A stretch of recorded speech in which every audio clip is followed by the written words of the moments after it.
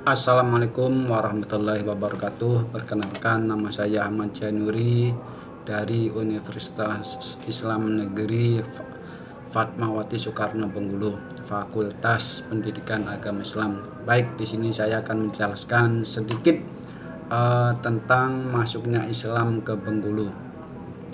Masuk dan berkembangnya dakwah Islam di Bengkulu memang sedikit terlambat dibandingkan dengan masuknya dakwah Islam di daerah-daerah lain di Nusantara. Daerah lain di Nusantara telah tersentuh ajaran Islam pada abad ke-7. Hal ini ada kemungkinan disebabkan oleh letak geografis Bengkulu yang berada di tepi Samudra Hindia, bukan berada di antara selat pulau. Dengan kondisi seperti tersebut mengakibatkan pelayaran mengalami kesulitan untuk berlayar menuju ke Bengkulu. Persentuhan Bengkulu dengan Islam saat Bengkulu masih terbentuk dalam sistem pemerintahan kerajaan-kerajaan kecil yang berada di kawasan dataran tinggi ataupun berada di wilayah pesisir Provinsi Bengkulu. Berdasarkan beberapa data yang ada, salah satunya menurut Azra, penyebaran Islam yang berasal dari Timur Tengah dan sekitarnya menuju Kepulauan Nusantara, terlebih dahulu singgah di Malaka. Dari Malaka inilah kemudian Islam tersebar menuju Nusantara. Dari Malaka, Islam tersebar ke Pulau Sumatera melalui Sriwijaya, lalu menyebar ke daerah-daerah lainnya di Sumatera. Dari Malaka, Islam juga dibawa ke Aceh atau Samudra Pasai dan menyebar ke daerah sekitarnya di Pulau Sumatera.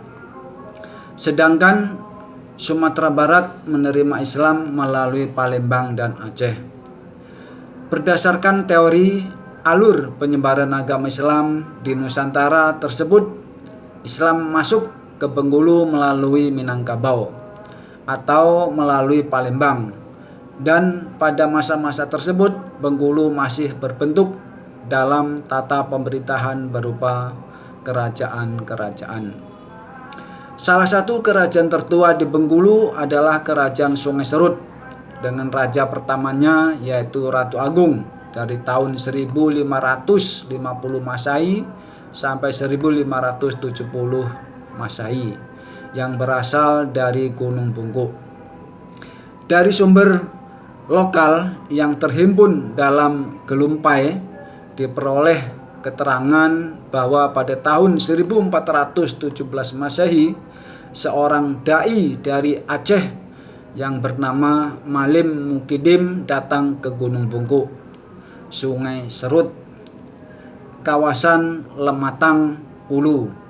Malim Mukidim berhasil mengislamkan Raja Ratu Agung, penguasa Gunung Bungkuk saat itu.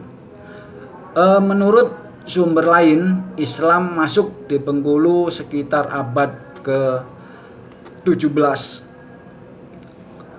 Persentuhan Palembang dengan Islam sangat memungkinkan Palembang menjadi salah satu pintu masuknya Islam ke Bengkulu. Hal ini sebagaimana yang dikemukakan oleh Buya Badrul Hamidi, masuknya Islam ke Bengkulu melalui 5 pintu, yaitu pintu yang pertama melalui Kerajaan Sungai Serut yang dibawa oleh ulama Aceh Tengku Malim Mukidim. Pintu kedua melalui perkawinan Sultan Muzaffar Shah dengan Putri Semidang Bulan, dan inilah awal masuknya Islam ke Tanah Rejang pada pertengahan abad ke-17. Pintu ketiga melalui datangnya Bagindo Maharaja Sakti dari Pagaruyung ke Kerajaan Sungai Lemau pada abad ke-17. Dan pintu keempat melalui dakwah yang dilakukan oleh dai-dai dari Banten sebagai bentuk hubungan kerjasama Kerajaan Banten dan Kerajaan Selebar.